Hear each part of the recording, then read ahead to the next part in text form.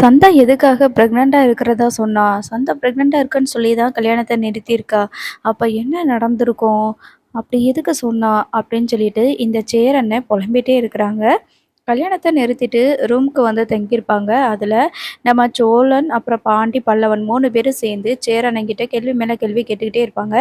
"என்னண்ணே இப்படி அப்பாவியா இருந்தாலும் கூட, இப்படி பண்ணிட்டியாண்ணே நீயி? நான் உன்னைய பாவி, பாவம் அப்படிலாம் நெனச்சேனே. ஆனா நீ எவ்வளோ பெரிய காரியம்லாம் பண்ணியிருக்கிற." அப்படி இப்படின்னு சொல்லிட்டு மாத்தி மாத்தி பேசிட்டே இருக்கிறாங்க. சேரனுக்கு ஒண்ணுமே புரியல. "என்ன நிலா இவங்க என்ன சொல்றாங்கன்னு எனக்கு ஒண்ணுமே புரியல." அப்படின்னு சொல்லி கேட்கும்போது, "இவ்வளோ தூரம் அண்ணன கேட்டும், இவ்வளோ தூரம் அண்ணன அடிச்சும் பார்த்தாச்சு. அண்ணனுக்கு புரியல அப்படின்னா, அண்ணனுக்கு உண்மை தெரியலையோ?" அப்படின்னு சொல்லிட்டு, "இல்லண்ணே சந்தா பிரெக்னென்ட்டா இருக்கிறாங்க. அத சொல்லித்தான் கல்யாணத்த நிறுத்துனாங்க. அத பத்தி தான் இவங்க உங்ககிட்ட கேட்டுட்டு இருக்கிறாங்கண்ணே." அப்படின்னு சொல்லி சொல்றாங்க. "என்னப்பா சொல்ற? சந்தா பிரெக்னென்ட்டா இருக்கிறாளா?" அப்படின்னு சொல்லிட்டு கேட்குறாங்க. "ஆமா.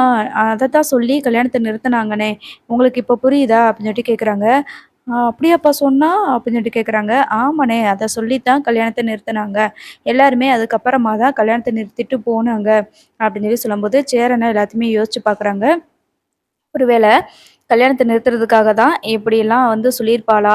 இல்ல நான் பிரெக்னென்ட்டா இருக்கேன்னு எதுக்காக சொன்னா? அப்படின்ட்டு ஒரே ஞாபகத்திலேயே வந்து இந்த சேரனா யோசிச்சுக்கிட்டே இருக்கிறாங்க. அப்ப வந்து பார்த்தீங்கன்னா, எல்லாருமே கிளம்பி மறுநாள் காலையில வந்து பார்த்தீங்கன்னா, சந்தாவோட வீட்டுக்கு போயி சந்தாவ கூட்டிட்டு வந்துரலாம் அப்படின்னு சொல்லி நினைக்கிறாங்க. ஸோ சந்தாவோட வீட்டுக்கு போகும்போது பார்த்தீங்கன்னா, சந்தாவோட வீடு வந்து பூட்டி கிடக்கு. என்னடா இது சந்தாவ நம்ம மறுநாள் வந்து பேசிக்கலான்னு சொல்லிட்டு வந்து பார்த்தோம். யாரையுமே காணோமே! அப்படின்னு சொல்லிட்டு அங்க இருக்கிறவங்கள்ட்ட கேட்குறாங்க. "சந்தா எங்க?" அப்படின்னு சொல்லிட்டு கேட்குறாங்க. அவங்க எப்பயோ வந்து இங்கேருந்து கிளம்பி போயிட்டாங்க. கல்யாணத்த நிறுத்தின உடனே நேரா அவங்க வீட்டுக்கு வரல. எல்லாருமே கிளம்பி எங்கேயோ போனாங்க.